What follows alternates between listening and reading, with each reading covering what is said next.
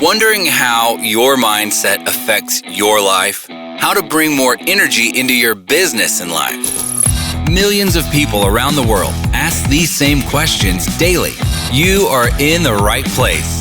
Learn practices that will help give your life the meaning and success you've been searching for.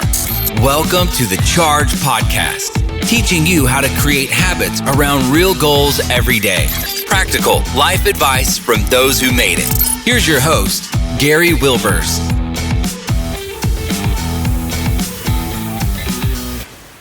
Welcome, Chargers. We're glad to have you back again this week for another great guest. It is fun sharing different expertise and individuals with you that will really help you, your business and in your life. And today, I think we found that guest for you again. John Vuong is a seasoned sales professional and an internet marketer with an exceptional track record helping companies grow their clientele and profits. Through 15 years of experience working with CEOs, business owners, and marketing leaders at some of Canada's most successful corporations, John developed a deep understanding of local marketing dynamics and consumer behavior.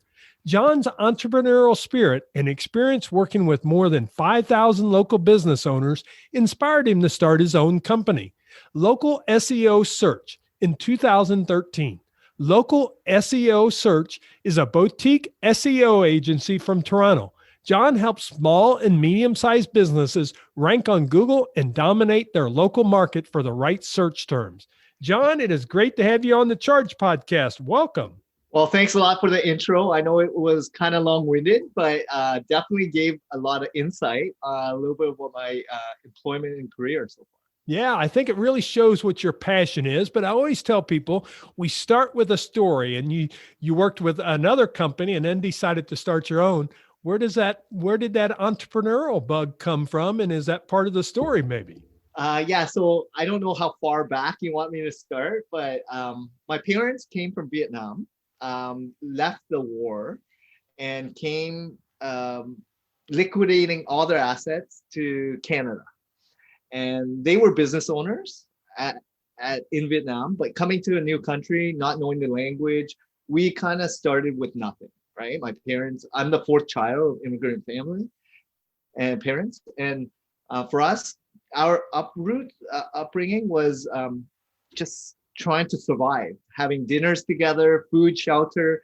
But at an early age, I knew that I wanted to help support my family. So I had a newspaper route. I think at like 12 years old or something, I started delivering newspaper, but different reasons, not to purchase stuff for myself. It was really to support and help with food for my family, like bread and milk and etc. So fast forward to before I finished university, I had like 20, 30 different odd jobs, factory, lawn care, landscaping, fryer, you name it, I was it. Trying to be curious to see how Canadians in the culture of how things operated work, right? So for me, it was like learning, observing, and trying to just ingest as much content and information as possible from my superiors, my managers, the supervisors, whoever it may be. And then my first job was really just sales, advertising sales. So I studied business finance, and since I finished school, I was doing advertising sales from traditional media to dabbled into online affiliate performance based. And then I resided, like you mentioned, at Yellow Pages, and I was there for 5 years. So learning sales allowed me to really take my company and start it. I bootstrapped everything. I basically learned how to sell a service, not having a physical product, and just getting customers and storytell, understand that there are gaps in the marketplace and just uncovering their needs, right? And providing value. And you have people that are willing to pay for something that they don't want to do themselves, or they're looking for someone to help them, and you want to serve that purpose for their lives, right? Well, I truly appreciate you sharing that because it's so interesting. Going back to even 12 years old, there was a reason you got that newspaper route. But the thing is also it really sets the stage. It's kind of interesting for entrepreneurs, really that bug a lot of times starts very young. And sometimes we're not there when we want, and you've worked other places, but those actually benefited you, I'm sure, immensely in when you started your own company. Because if you didn't know how to sell, one mistake sometimes entrepreneurs make is they start a business and they don't realize that sales is their number one objective, because you don't get any clients unless you sell something that's there. So that's kind of interesting. Thanks for sharing that. No problem. I'm kind of curious because I want to start from the basics, because I don't want to assume that everyone knows what we're talking about, because SEO, we all have heard it, search engine optimization. We've heard the term, but can you kind of define that for us, what it truly means? Yeah, definitely. If you're in business, if you've been running a business for, I would say 5-10 years, or just starting off, you probably understand that a website is very important as an asset piece today. 20 years ago, websites didn't even exist. So it was more bricks and mortar, or that telephone number was the really most important thing. Business card, telephone number, address, signage. But now, today, the biggest asset is having a website that people can access so that they can navigate and find things that you offer. It's like an online brochure. So what search engine optimization is optimizing that asset piece of your website to be found on search engines. And typically, I help businesses rank on Google as their primary search engine. There is Bing and Yahoo, but with Google, it dominates the search space with 90+% of users actively searching on a daily basis. What SEO is helping you organically rank on the first page. And what I mean by that is, typically when you type in a keyword, let it be restaurants nearby or near me, you're seeing ads at the top. Usually these are from the Ubers and Just Eats or something, Fedoras. And then underneath that is a map of restaurants nearby. And usually it's geo-targeted, closer to you. There's other metrics like how many reviews they have, what is their authority and expertise like, what is the keyword that they're typing in that matches the website topic, right? The niche. And then underneath there is also organic. So what I help businesses do is get found on the map and below the map organically. And what you need to understand is Google is trying to match the best websites with the search query so that you as a user will continue coming back to Google because you believe Google's done their best job matching you with the best websites. Yeah, I love that. And I appreciate you really going to the basics, because I think that helps. And one of the questions just really popped to me as you were saying that, and I know I've heard business owners feel like this, is they've paid someone to do local SEO search and they don't know if it worked, or they feel like there is some in the industry that will scam people, like in everything. How do you kind of separate? Because I saw some of the pieces on your website of the information you give. How do you really kind of separate that out to let them know what you're doing for them, to really let them understand that what you're doing is making a difference in the local SEO search?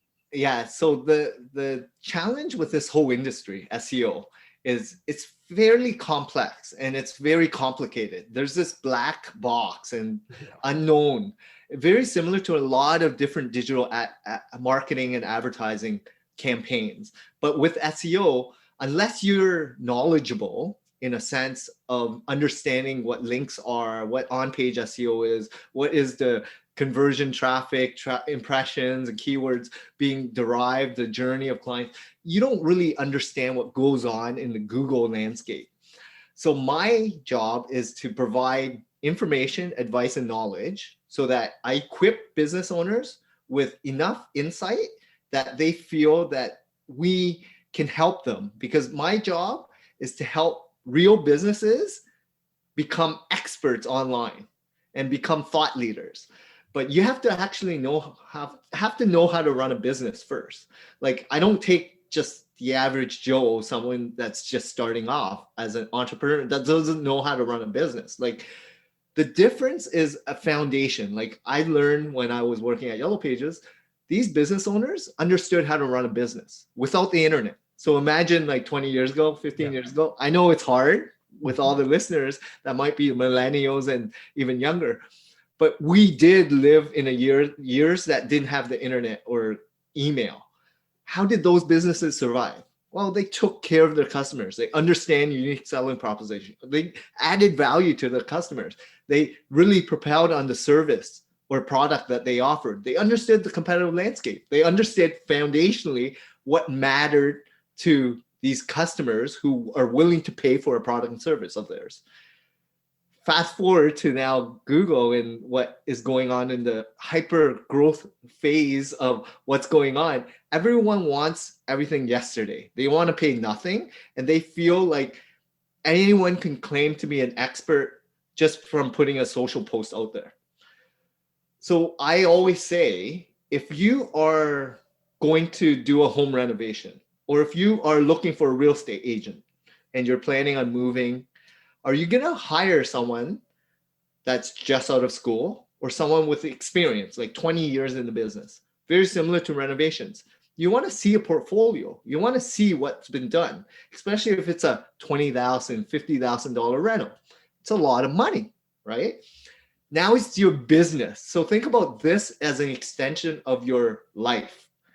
It's not working for someone. It's your lifeline as a revenue source. So if you're going to put value in that business, you better vet who you want to work with. A lot of people don't do that.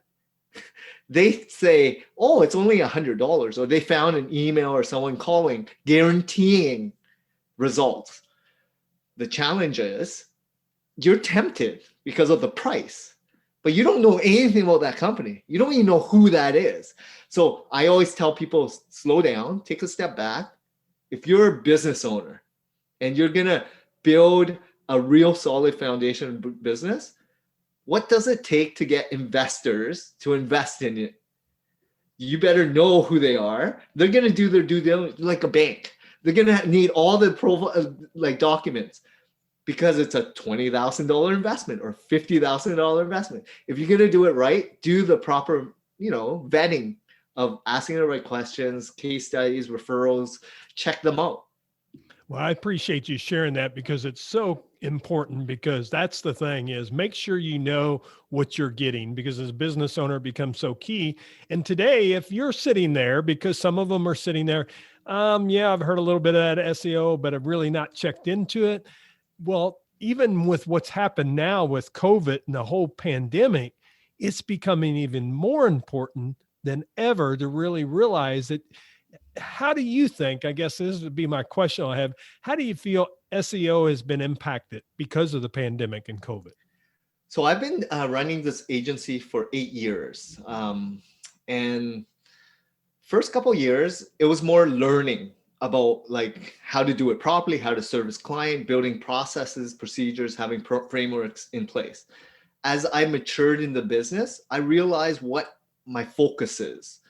And as business owners, you have to understand your focus and your life stage as well. When you're starting off, you're going to try a lot of different things. You're going to spend a lot of money in advertising. You're going to hire the wrong people. You're going to make mistakes, and you're going to price wrong. You're going to service wrong. You're going to learn. As you mature in your business, you'll realize what you want to do and how you want to be known as in the industry, as leaders, experts, whatever niche and topic that you want to focus on. So even during this pandemic, I've really honed down on who we are, who we service, our ideal avatar persona type client, and they have to be aware that what we bring to the table is a good relationship, long-term partnership. And if they're not prepared for that, there's different ways to market themselves. There's advertising on paid social, paid Google, video, podcast. There's all these other forms. But when you're looking to position yourself as a thought leader, industry expert, Google is still the number one place where people are seeking out searches, right? They're in control of their search journey with a lot of various keywords, a lot of terms. And if you dominate that space, What I mean by that is being on the first page with as many different variations of keywords and topics and questions people want answered. You're going to get a lot of inbound leads actively looking for your product and service because they feel you are the expert for whatever they're looking for. So we help businesses position to be experts. Yeah, and I love that because that becomes the piece is you become the expert in your area, then you find the clients that you want.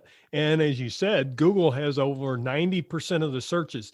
And you have to realize no one's pulling out that yellow page book anymore to look up a number. They're doing it on their phones, most of it on mobile devices now, not even on their computer. Somebody at my age, I still like to look at the computer. But of course, my children, if they're trying to figure something out that are in college, they're pulling it up on their phone and getting it instantly. And if you're not ranking in them searches, you're missing out on opportunities in business. So that becomes a reason to really check out SEO. So let's go to the basics now of how can a business owner start really looking at and either starting to realize how they can do SEO or what they should really look for if they're finding a partner like your firm.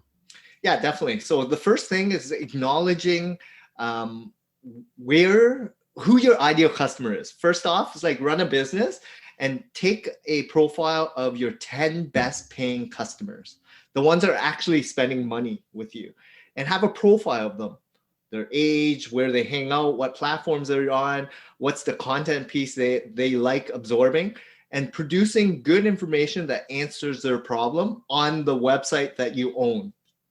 So number one is build a good website that answers the problem that people want to be found, right? And then start producing good content that relates to their problems, their triggers. And once you start building that authority, which is now you're doing and producing more information to back up with substance of what people have issues or problems with, then you start building your authority in the eyes of not just Google, but your customers. Because ultimately it's about the customers that you want to absorb and, click on your website. Yeah, that really sets it up nicely.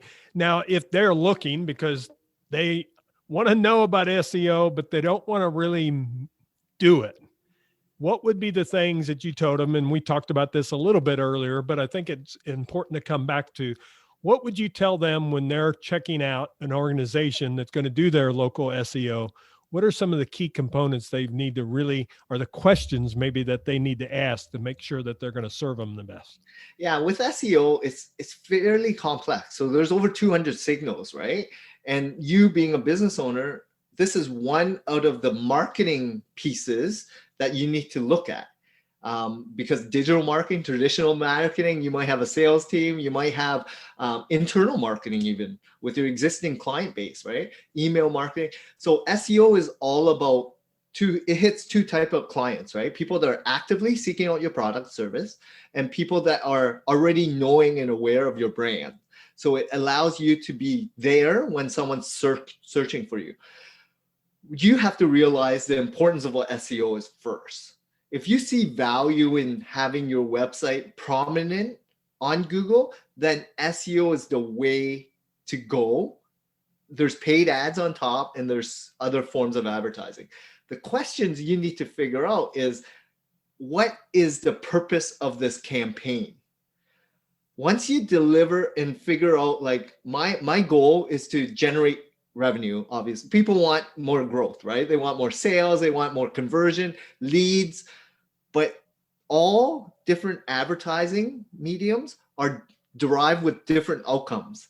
And you have to realize the quality of leads is more important than quantity, because the type of medium and channel that you're present in, say Facebook, Instagram, or LinkedIn, or podcasting, or YouTube videos, or search, derives with different types of people seeking out that product and service. With search, however, you get higher quality type clients because they are actively seeking out a product and service. So they're further along the buying cycle as opposed to someone that's going on Facebook that sees an ad pop up. They're not going on Facebook to look for a product and service. So understanding that, and then understanding who you want to work with ultimately is someone that's in alignment with your values, of course, someone that you trust, because you're giving up a lot of access, the website access, hosting, potentially email, as well as any of the website admin access to work on your site with changes. And then it's about your amplification, right? Like, what are they doing on all the channels, like social, blogs? They have to know who you are. So you have to have a good feeling that they're really in it to help you elevate your brand. So there's a lot of like relationship play, I would say, in terms of like picking the right company as opposed to just picking it for price, because people who are just shopping on price might not be your ideal type of partner, right? Just like a home renovator, right? Like, you want quality, or you want someone that's kind of done it to the liking of what you want, right? So there's a couple things there. Sure. Well, I love how you framed it up. It's really looking at the whole picture, not just looking at SEO. What are you going to do with that SEO? How are you going to be recognized by the people that wants to be recognized, and realizing that the website may be the home base and where they can go to, but what are you doing then to stay in those other areas of blogs, podcasting, or whatever it is, putting out information that's going to attract your client that you're looking for. Some great information there, John, that you shared with our audience. I truly appreciate that. Before we have to get into the recharge round, I guess I would just kind of leave it open of a question maybe I didn't ask that I should have asked, or what you would really tell someone to get started to move forward. Yeah. So with SEO or with marketing, you need to acknowledge where your weaknesses are, right? You need to understand what potential there is, but acknowledge that you can't do everything as a business owner or entrepreneur. There are strengths of yours. Just like when you start hiring out for different stuff, like if you're not good at writing, why stress over it when you can hire someone to do it for you? If you're not good at bookkeeping, finance, accounting, hire people to do it that love doing it. Same with receptionists, same with sales, same with whatever it is. So if SEO is not your strength, and it's probably not a lot of strength for a lot of business owners because it's too complex for a lot of people, you have to recognize it, and you have to be aware that there's people that love this stuff that can help your brand be found online.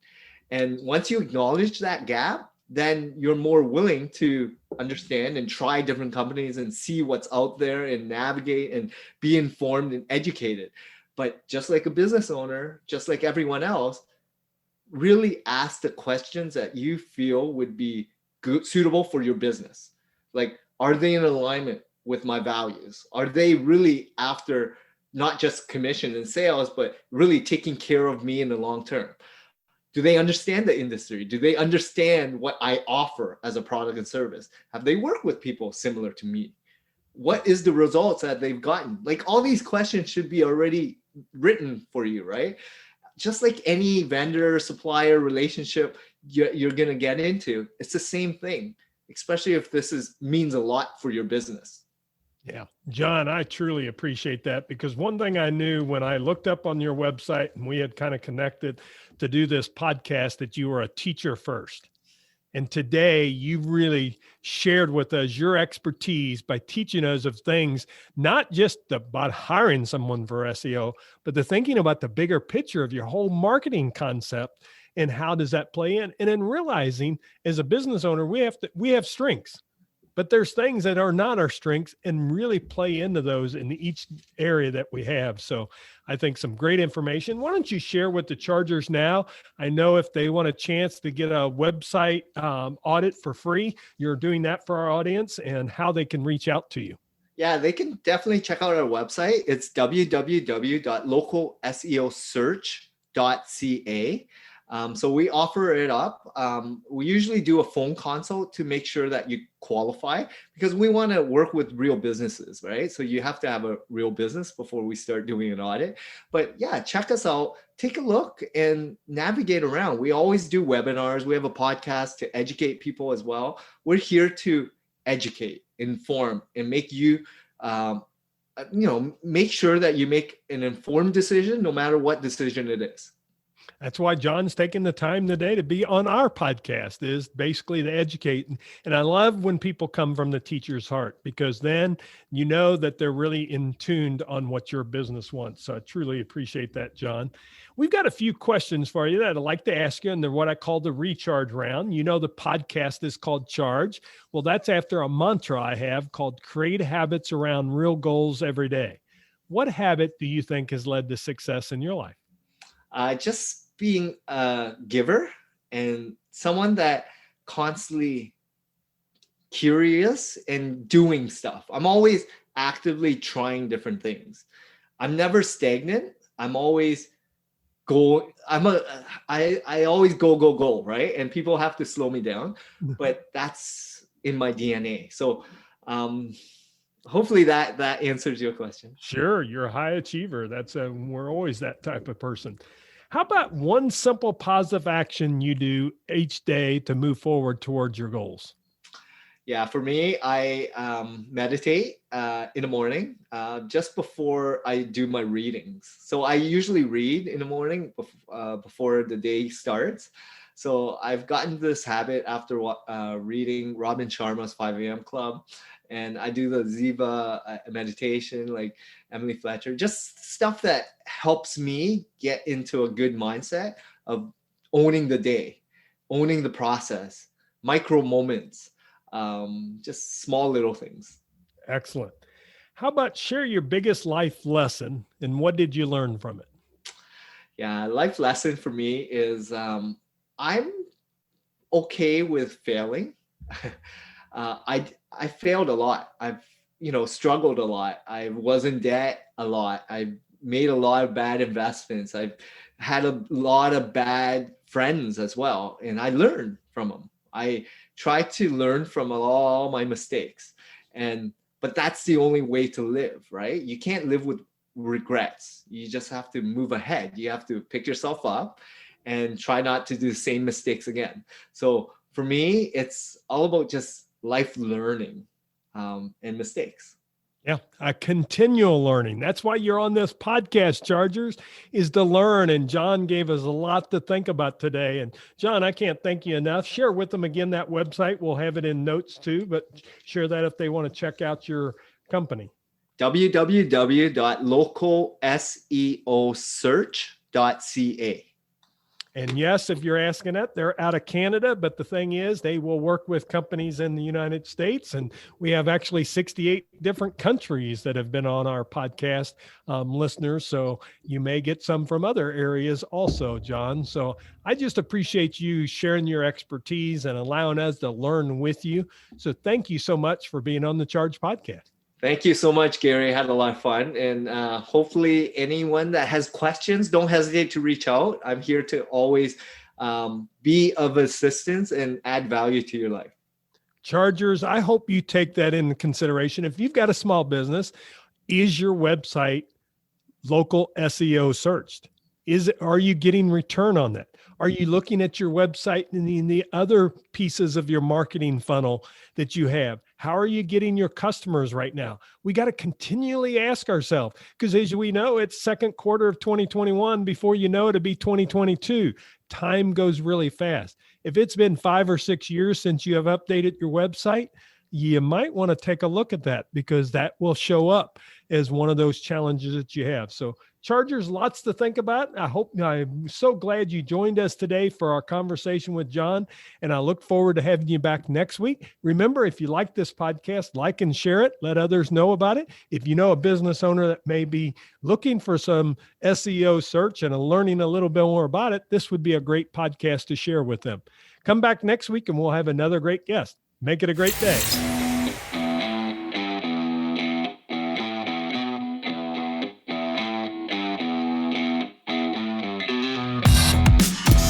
This podcast is ended, but your life doesn't just stop.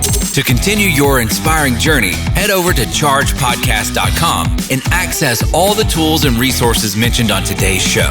If you enjoyed this episode, consider sharing with somebody who may also benefit from the advice provided. That's chargepodcast.com. Until next time, charge in business and life.